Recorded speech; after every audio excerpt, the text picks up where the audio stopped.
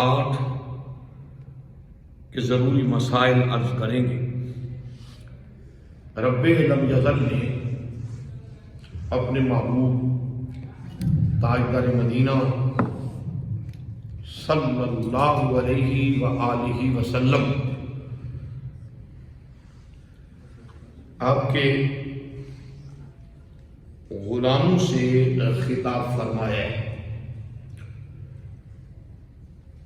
پچھلی آیت کے اندر ارشاد فرمایا کہ جب کوئی فاسق تمہارے پاس خبر لے کر آئے تو تم اس خبر کی جانچ پڑتال کر لیا کرو، تحقیق کر لیا کرو۔ یہ نہ ہو کہ جلدی میں بغیر جانچ پڑتال کیے آپ کسی قوم کو نقصان پہنچا دیں اور پھر اس کے بعد تمہیں پوری زندگی ندامت کا، شرمندگی کا، افسوس کا اور غم کا سامنا کرنا پڑے۔ اب وہ واقعہ بنی مصطلق جن کے پاس حضور نے اپنے قاصد کو بھیجا ہو، رستے میں مغالطہ ہوا اور واپس آ کر اس نے کہہ دیا کہ وہ تو مجھے قتل کرنا چاہتے تھے۔ اب صحابہ کرام رضوان اللہ تعالی علیہ اجمعین میں غصے کی ایک لہر دوڑی کہ یہ کیسے ہو سکتا ہے کہ ہمارے محبوب کا قاصد جائے اور وہ اس قاصد مصطفیٰ کو قتل کرنا چاہے۔ یہ تو براہ راست حضور کی توہین ہے۔ ان لوگوں نے ایسا سوچ ہی کیسے لیا ہے کہ ہمارے محبوب کے قاصد کے ساتھ یہ زیادتی کرے۔ اور صحابہ کرام رضوان اللہ تعالی علیہ اجمعین جنگ کے لیے تیار ہو۔ ہم تو اس بات کا بدلہ لیں گے۔ اب اللہ کے پیارے حبیب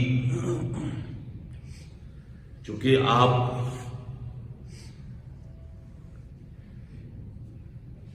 کائنات کے بہت بڑے کمانڈر کی حیثیت بھی رکھتے ہیں، امام الانبیاء بھی ہیں اور تمام بادشاہوں کے سردار ہیں، ان کے بھی رہنما ہیں۔ تو حضور نے دیکھا کہ اب ان کے جذبات عروج پر ہیں، اگر انہیں ابھی روکا تو مناسب نہیں ہوگا، انہیں روانہ کر دیتے۔ میں نے گزشتہ جمعۃ المبارک کو یہاں روک کر عرض کیا تھا، یاد ہوگا آپ لوگوں کو، جہاں پر کچھ بدنیت لوگ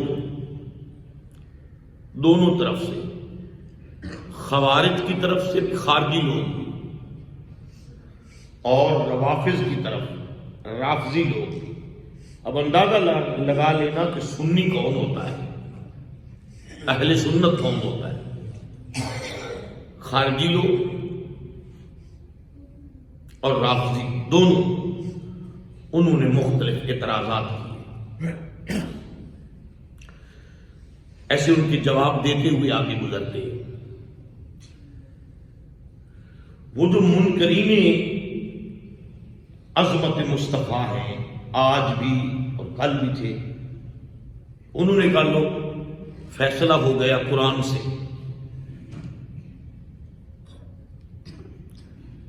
فیصلہ قرآن سے ہو گیا۔ تم تو کہتے ہو کہ نبی آج بھی گنبد خضرا میں بیٹھے ہوئے شرق سے لے کر غرب تک مشرق سے مغرب تک جتنے بھی غلام ہیں سب کو دیکھ بھی رہے ہیں، جان بھی رہے ہیں، پہچانتے بھی ہیں۔ تو پھر حضور صلی اللہ علیہ وآلہ وسلم جب پہچانتے کہ ان لوگوں نے تو قتل کا کوئی ارادہ ہی نہیں بنایا، وہ قتل کرنا ہی نہیں چاہتے، جیسا کہ میں نے عرض کیا کہ حضور نے باقاعدہ نمائندے کو بھیجا حضرت خالد کو ایک لشکر کے ساتھ، انہیں کہا باہر جا کے آپ نے پڑاؤ کرنا ہے اور اس پورے قبیلے کے حالات دیکھنے ہیں۔ جب حالات دیکھے تو وہ تو اذانیں بھی پڑھ رہے ہیں، جماعتیں بھی کروا رہے ہیں اور حضور کی قاصد کا انتظار کر رہے ہیں کہ ہم اسلام کی خدمت کے لیے یہ سارا سامان بھیجیں۔ اب یہ لوگ جو حضور کے علم کے منکر ہیں، انہوں نے کہا یہ جو ہمارا عقیدہ تو ثابت ہو رہا ہے قرآن سے، اگر حضور کو پتہ ہوتا کہ انہوں نے تو ایسا کچھ کیا ہی نہیں ہے، تو پھر حضور اتنا بڑا لشکر صحابہ کرام جب بار بار کہہ رہے تھے آقا انہوں نے، تو یہ آپ کے قاصد کی توہین نہیں کی، یہ تو براہ راست آپ کی توہین ہے، ہم تو ان کے خلاف جنگ کریں گے۔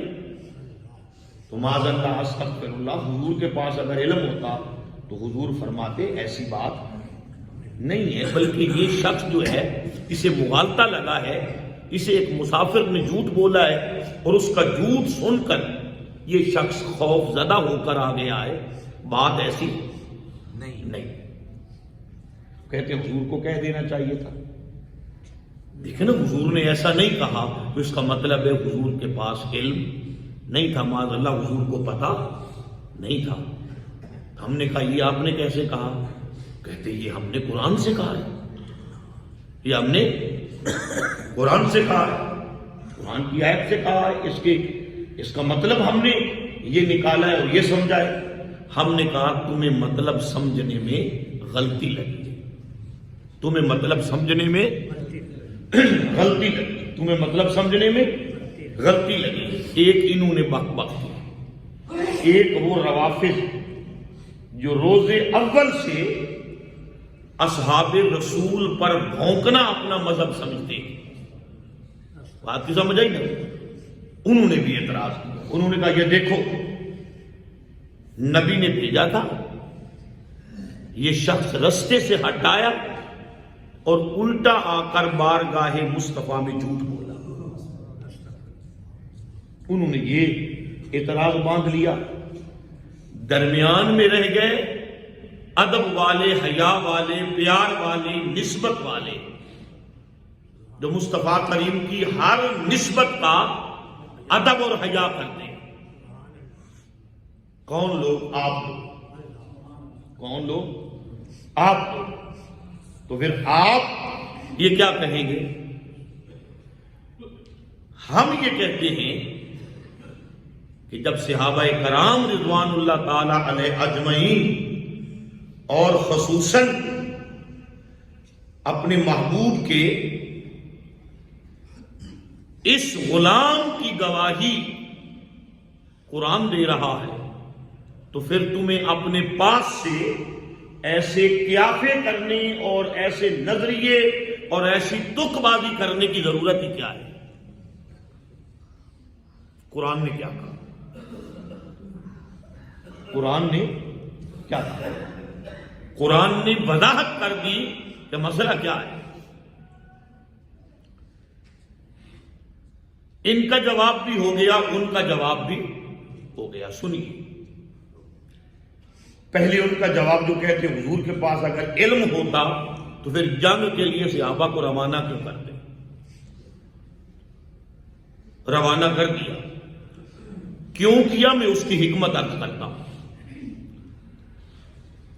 روانہ کر دیا، یہ تو نظر آتا ہے، یہ علم مصطفیٰ نظر نہیں آتا کہ ادھر صحابہ کو روانہ کیا، ادھر حضرت خالد کے ساتھ چند صحابہ کو اس لشکر کو بھی روانہ کرنے سے پہلے روانہ کر دیا، فرمایا کہ بستی سے دور پڑاؤ ڈال کے ان کے حالات کی خبر لے لینا، پھر انہیں حملے کا کہنا۔ ادھر خود حملے پر بھیج رہے ہیں، لڑنے کے لیے بھیج رہے ہیں، اور ادھر حضرت خالد کو فرما رہے ہیں کہ پہلے سارے حالات دیکھ لینا۔ حضرت خالد کو بھیجنا، حالات دکھانا۔ میرے آقا کا یہ علم بتا رہا ہے تم تو جا کر دیکھو گے کہ وہ کیسے ہیں، میں مدینے میں دیکھ کر ان کے حالات بھی دیکھ رہا ہوں اور ان کے ایمان کی کیفیت کو بھی دیکھ رہا ہوں۔ سمجھ آئیے کہ نہیں ہے؟ میں ان کے ایمان کی کیفیت کو بھی دیکھ رہا ہوں۔ جب حضرت تشریف لے گئے، دیکھا وہ تو عبادات کے اندر مشغول ہے، وقت پہ اذانیں ہو رہی ہیں، جماعتیں ہو رہی ہیں، مال و اسباب تیار ہے۔ اور جب ان سے پوچھا یہ کس لیے، کہا ہم کلمہ پڑھ چکے ہیں، مسلمان ہو چکے ہیں، اور مصطفیٰ کریم کا قاصد آنے والا ہے، آج آئے یا کل آئے، اور ہم تو اس کے انتظار میں اتنے مضطرب ہیں، جو ہی سورج نکلتا ہے ہم یار کے قاصد کا انتظار کرنے کے لیے اپنے شہر سے باہر کھڑے ہو جاتے ہیں کہ محبوب کا قاصد آئے، ہم احترام کے ساتھ لے آئے۔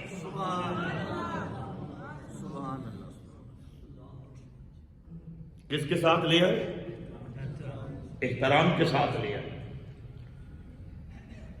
تو گویا کہ حضور صلی اللہ علیہ وآلہ وسلم ان کی یہ ساری کیفیات دیکھ رہے تھے۔ پھر اگلا سوال یہ پیدا ہوتا ہے، جب دیکھ رہے تھے